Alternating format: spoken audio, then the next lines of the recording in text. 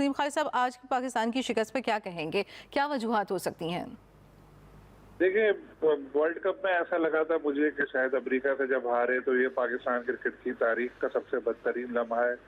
लेकिन चंद महीने बाद बांग्लादेश से पहली बार होम सीरीज हारे टेस्ट की, तो फिर लगा कि बदतरीन लम्हा है। अब फिर कुछ ही दिनों बाद इंग्लैंड के खिलाफ 556 रन बनाने के बाद हम हार गए, जो एक वर्ल्ड रिकॉर्ड है।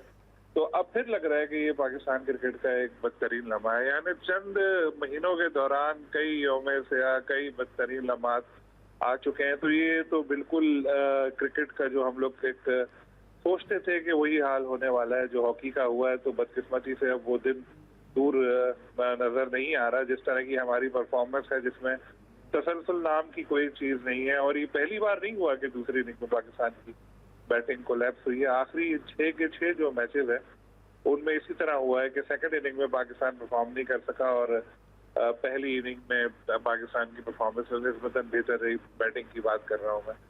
तो ये वजूहात अगर मुसलसल एक ही चीज हो रही हो तो होता क्या है कि वजूहात देखी जाती है कि भाई क्यों हो रहा है।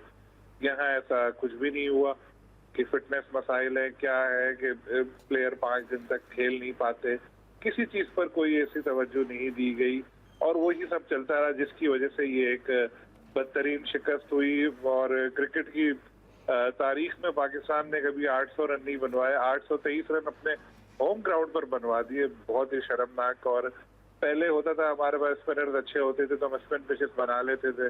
अब हमारे पास स्पिनर्स भी अच्छे नहीं है। फास्ट बॉलर कहते हैं कि जी पिच अच्छी नहीं है, फास्ट पिच बनाए तो हमारी अपनी टीम 50 रन पर आउट हो जाएगी, स्पिन पिच बनाए तो हमारे स्पिनर कुछ करेंगे नहीं। तो थक हार के बोर्ड यही सोचता है कि चलो भाई बैटिंग पिच बना दे। तो बैटिंग पिच पे 556 रन बनाकर हम लोग जो चौड़े होकर घूम रहे थे, इंग्लैंड ने 823 रन करके बता दिया कि भाई अभी तो हम खुद जा रहे हैं, 7 आउट है हमारे, हम चाहते तो 1000 रन भी बनाए थे। तो ये ट्रिपल सेंचुरी बना रहे हैं वहां का एक यंग लड़का हैरी ब्रूक, 317 रन बना रहा है, और वो जो रूट 262 रन बना रहा है उसी पिच पर। चंद लम्हे बाद उसी पिच पर पाकिस्तान की आधी जो टीम थी वो इतने कम स्कोर पर आउट हो गए। गालिबन 59 रन पर हमारी 5 विकेटें गिर चुकी थी, जिसमें बड़े बड़े हमारे तुर्रम खान भी शामिल थे। तो ये पिच का तो कोई कसूर नहीं है ना। फिर इसका मतलब है कि हमारा अपना माइंडसेट क्या था कुछ समझ नहीं आ रहा है कि पहली गेंद पर अब्दुल्ला शफीक बोल्ड हो गए, वो प्लेयर जिसने सेंचुरी बनाई थी, अगली इनिंग में उसको क्या हो गया, एकदम इतनी जल्दी आउट ऑफ फॉर्म तो नहीं हो सकता कोई। तो शान मसूद ने सेंचुरी बनाई थी, 2 कैच छूटे उनके, फिर तीसरा भी उन्होंने चांस दे दिया और 11 रन पर आउट हो गए। बाबर आजम 18 इनिंग हो चुकी है उनको, उन्होंने कोई सेंचुरी नहीं बनाई। दुनिया में कितने बड़े बड़े प्लेयर हैं, अगर वो आउट ऑफ फॉर्म होते हैं तो कहा जाता है कि बेटा तुम 2 मैच में 1 मैच में रेस्ट कर लो और अपना जो मसाइल है हल करके वापस आना। या उनको मुसलसल खिलाया जा रहा है, 18 है कल 28 हो जाएंगी, फिर उसको बेचारे को मुस्तकिल बाहर कर देंगे कि यार ये तो बिल्कुल ही खत्म हो गया।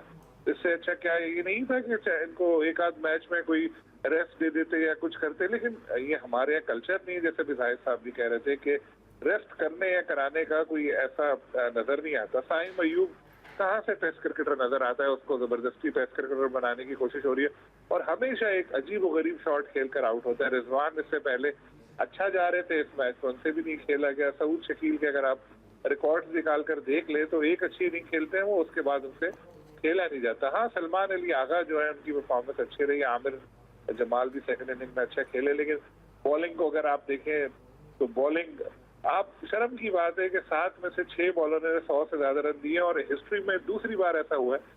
एक बार जिम्बाब्वे ने ऐसा किया था, वो 7वें सऊद शकील इसलिए बच गए कि उन्होंने 2 ओवर ही किए थे, अगर 2-4 ओवर और उनसे करवा लेते तो वो भी सेंचुरी कर लेते। स्कोर बोर्ड पर 6 बैट्समैनों की सेंचुरी अच्छी लगती है, बॉलर्स की बिल्कुल अच्छी नहीं लगती।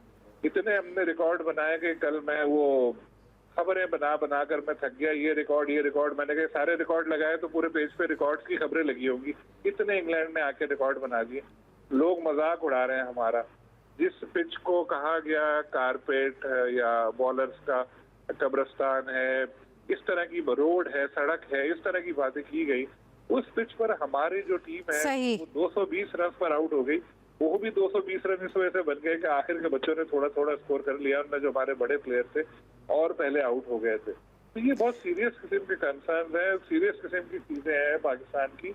और ये जो मुसलसल हमें इस तरह की शिकस्तें हो रही हैं, और वही प्लेयर्स खेले जा रहे हैं। बोर्ड के आला ओहदेदार खुद आके कहते हैं सलमान नसीर के इत्तेहाद का इशू है टीम में, और वही प्लेयर्स खेले जा रहे हैं। क्या किसी ने कोई सीरियस कोशिश की कि अगर आप जाहिद साहब, आपको भी लगता है कि कहीं पर कोई सीरियस तवज्जो नहीं दी जा रही है, कोशिश नहीं की जा रही है, जो पाकिस्तान क्रिकेट का मोराल डाउन से डाउन होता जा रहा है?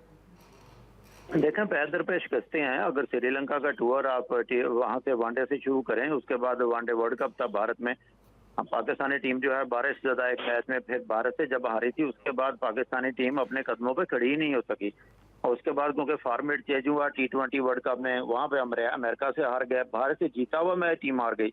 फिर बार बार कप्तान को चेंज करना और बार बार प्लेयर्स को चेंज करना, फिर टीम मैनेजमेंट चेंज हो सकती है। हमारे बोर्ड में जब भी चेंज आती है, जब भी कोई चेयरमैन आता है, वो अपने बंदे लेकर आता है। जैसा कि मैं पहले भी जिक्र कर चुका हूं कि पिच के ऑपरेटर जो पाकिस्तानी है, वो यहाँ की कंडीशंस को समझते हैं, टीम के मिजाज को समझते हैं, टीम की ताकत और सलाहियत पोटेंशियल को समझते हैं। बाहर वाले शायद अभी तक वो अंदाजा कर नहीं पाए। ठीक। यकीनी तौर पर कोशिश कर रहे हैं कोई गैर मुल्की कोचेस भी, लेकिन टाइम लगता है, लगेगा। लेकिन अभी सर पर 2 टेस्ट मैच मौजूद हैं।